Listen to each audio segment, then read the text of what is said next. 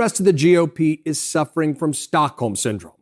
They think their captor is their savior. He's not.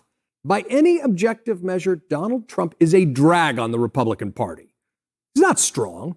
He's self-evidently weak, a two-time popular vote loser, in addition to being a delusional seditionist.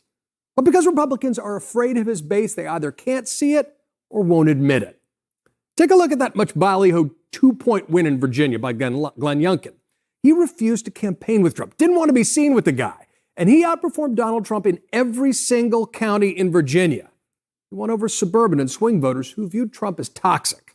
Yes, Trump is deliriously popular with the base, but there's already evidence of a clear lane for a GOP candidate not named Donald Trump. Take a closer look at this September poll from CNN.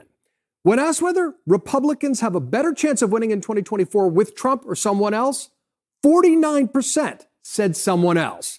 So the most important thing, at least in my opinion, from what we just looked at from those poll numbers is how unbelievably unpopular everybody is across the board.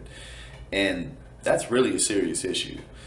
Hey, what's going on, everybody? I'm Jackson White, co-founder and chief of content at Politiscope, and thank you for once again tuning into the Young Turks today.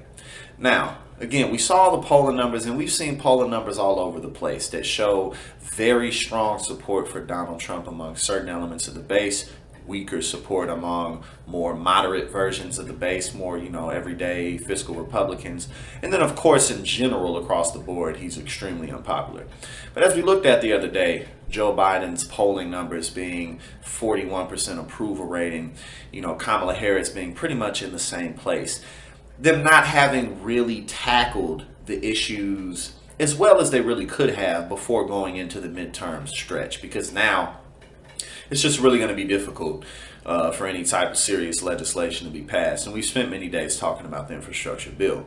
Now, what's important to think about is that who else is really close to Trump's popularity within the Republican Party? That's the real issue. And that's why Trump can still win easily the Republican primary and potentially the presidency once again.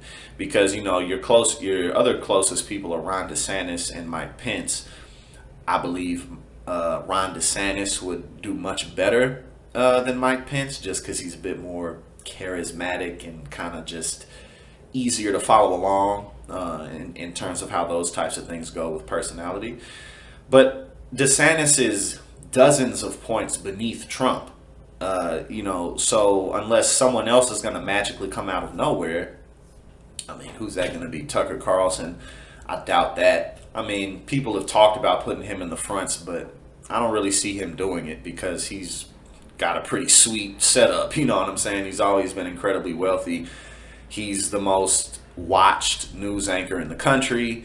Why get really, really in the mix of politics? I don't see him doing that because he's already living the high life. What's the point to go into a system of rules like that when you could just stay doing what he's doing? Who else we talking about? What, Candace Owens? That's not happening. Like any other major figure who are maybe pundits, that's just not going to happen. So, again, even though Trump, as we know, is not popular across the board, the issue is that no one else in the party is anywhere near him in terms of popularity. So, I think we still can expect Trump to take the nomination and possibly win the White House back. But we'll have to see how things unfold.